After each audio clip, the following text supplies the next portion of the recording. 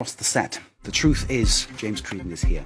There is nothing fake about him, but the slot is called Truth or Fake. How are you, sir? Very well, Mark. Great to see you. Now then, Sifting. tonight you're looking at the news coming out of the Philippines.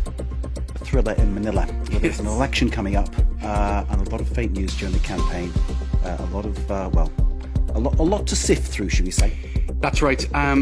If you go back to 2016, when Rodrigo Duterte came into power, this was what some analysts said was kind of patient zero when it comes to an election campaign, rife with fake news.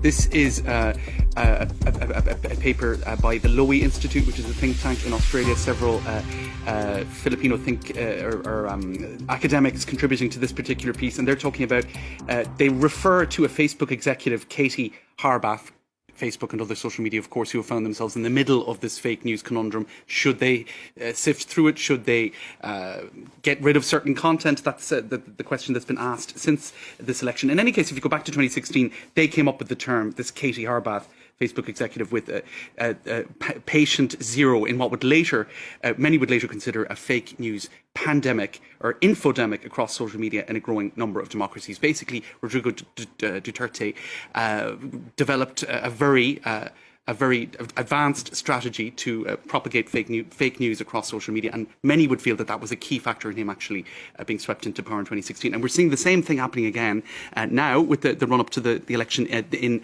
May. The return of the Marcos family, Ferdinand and Imelda Marcos, their son, also called Ferdinand, is hoping to be elected. Indeed, he's well ahead in the polls, and it's very much the same strategies. If you look at what some of the fact-checking media in the Philippines are saying, this particular media, Vera Files, it's one of the better known fact-checking media in the country, and what they have been saying is that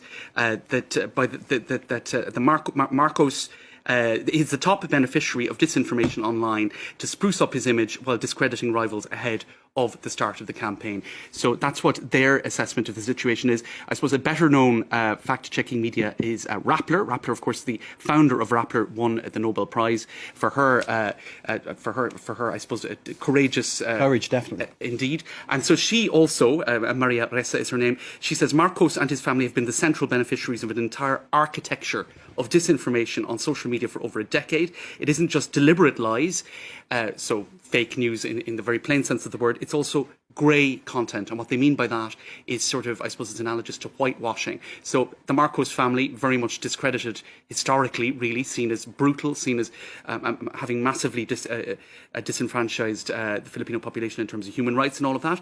Now there's a lot of whitewashing going on. They're focusing on more respectable members of the family. There was a woman called Irene, for example, who was a more discreet, silent, private member of the family, and she's getting a massive focus on TikTok and elsewhere in order to give the overall family a better reputation. And indeed, with another factor that's being focused on a lot is that it's a very young electorate in the Philippines, and many of them don't remember prior to 1986 the decades-long brutality of that particular dictatorship. So it looks like currently the Marcos and the Dutertes, kind of the fact that they're allied together with a massive amount of fake news threaded through the campaigning means that indeed things are looking pretty positive for him at the moment, although early days yet. Indeed. So it's Marcos's son, whose nickname is Bongbong, as I understand it, yes, running with Duterte's daughter right, to try to sort of bring things together in the way.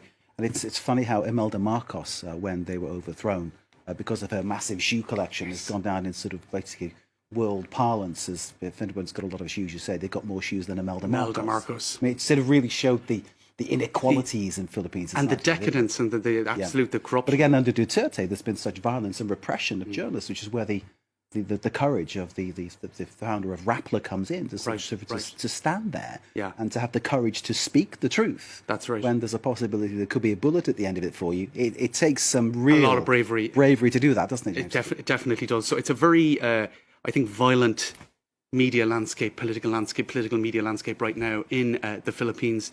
It's dangerous to be as bold as these fact-checking media are being, and indeed one of the factors that's playing into all of that as well is that that there is a lot of discrediting of journalists generally by the politicians. So they're going with this fake news sort of agenda, and then regular journalists who are trying to do their job are being discredited, and then I suppose that leaves a space for people who are trying to establish the facts and have to do it then